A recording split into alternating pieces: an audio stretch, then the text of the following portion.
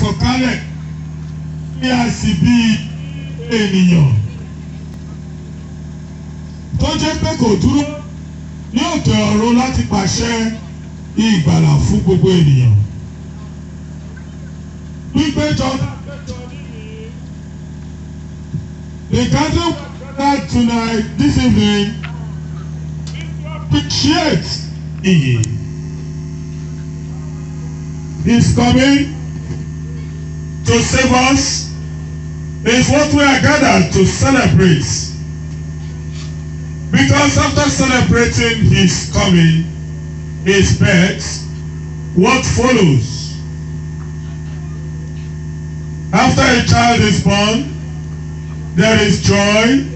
Gbogbo èèyàn á yọ̀ pé a ti bímọ.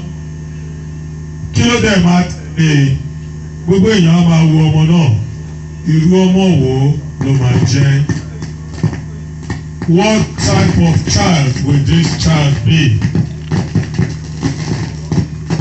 Iṣẹ́ wo ni ọmọ yìí wá ṣe nílẹ̀ ayé? Gbogbo ẹ̀ á bẹ̀rẹ̀ sí í lọ. Now we are gathered to rejoice at the birth of Christ.